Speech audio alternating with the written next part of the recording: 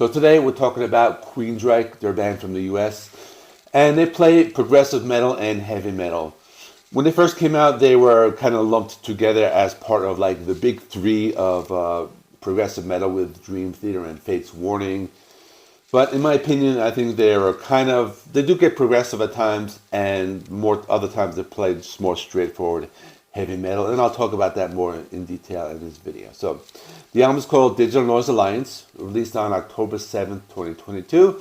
Album number 16 in their discography. This is not counting the Geoff Tate Queensryche album, Frequency Unknown. Now, when I was growing up, getting into metal as a teenager, this is in the late 80s, I got into Queensryche. I bought like The Warning, that was like one of my first albums, and then Operation Mindcrime, an album I really loved when it came out. Later, Empire came out, another album I love.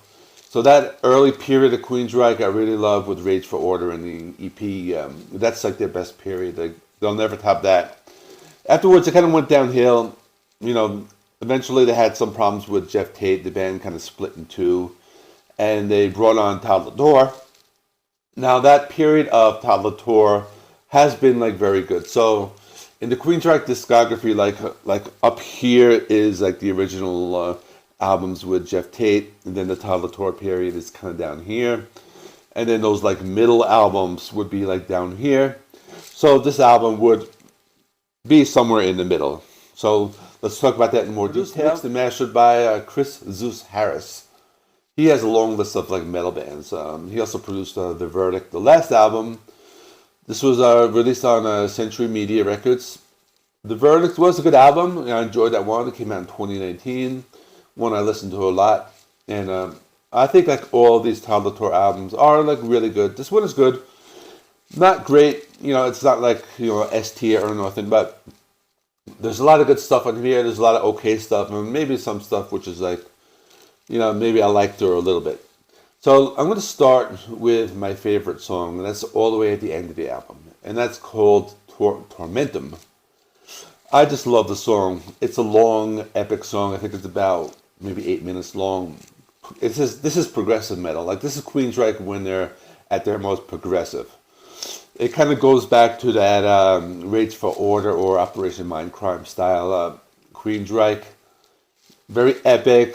Talk about political themes. Lots of great distorted riffs, chunky riffs. Lots of time signature changes. So that's really important with a long song. They added some keyboards for like different flavor. Now, Todd LaTorre, he has these. He's kind of a chameleon when it comes to singing. Now, when he sings for Queensryche, he kind of does go into like this Geoff Tate kind of style, just to kind of fit the band. But other times, when he's singing other stuff, he kind of does his own thing. But anyway, the vocals are great, and I like they play like this like a news clip of like sound bites that kind of like brought me back to like the Operation Mindcrime album. And this is just my favorite song. So this song is really the best on the album. But I'll talk about some of the other ones I like though as well. My second favorite, Sicdeth, kind of in the middle of the album, kind of has like this slow like gothic intro. More towards like a mixture of like heavy metal and progressive metal, and this kind of brought back to like The Warning. Really good rocker, lyrics talking about being trapped in a cell and freedom and that stuff. Lots of melodic and heavy riffs. It's a hard rocker. You got the bass guitar and the breakdown, and really great metal vocals. I think on this time he even actually channels like Bruce Dickinson at some points. And this is just one of the harder rockers. Another one I liked a lot was one of the singles, Behind the Walls. Kind of a slow, proggy intro, but it's more of a heavy metal song. But this is kind of like a mixture of like Rage for Order and there's some elements of like Dream Theater. And it's a hard rocker, and really great riffs on this one. They do those almost like Iron Maiden style riffs and some like melodic solos. They add in some like proggy keyboards, kind of give nice sound textures. And vocals are great. That one's really, really great. And the other one I like a lot was called Hold On. This is towards the end of the album.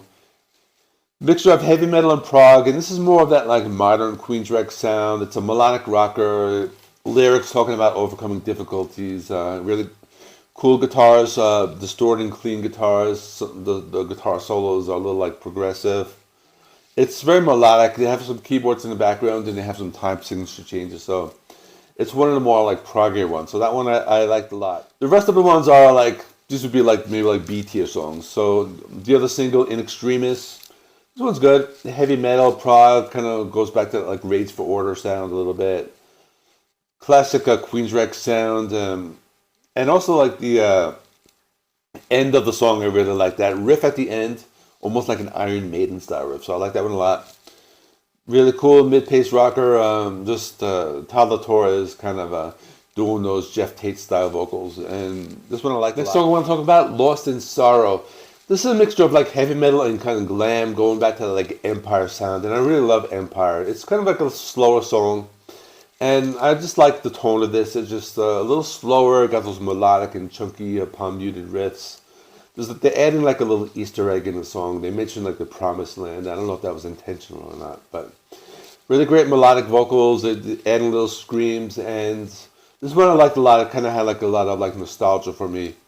So that was one of my, I guess I'll call it like those B tier songs. And Nocturnal Light.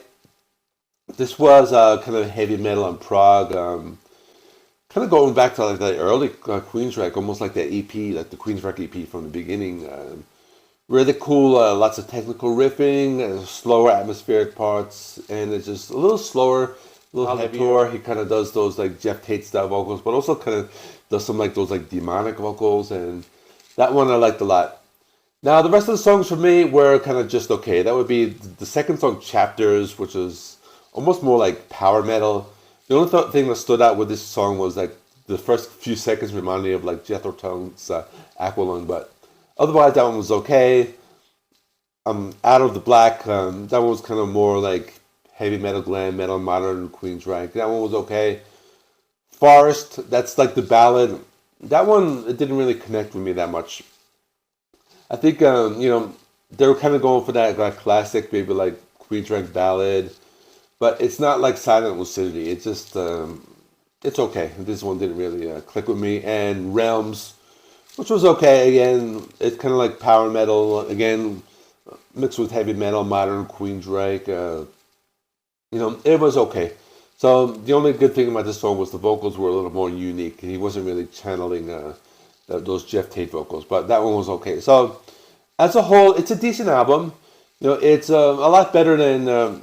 It's consistent. It's better than their stuff from like their mid years, but it's good. Some really good songs, like I was saying, with Torment and the other ones. And this is just, I liked it a lot. So anyway, my score is a 7.5 out of 10. Let me know in the comments what you thought, and that's it. And I have some more stuff coming. So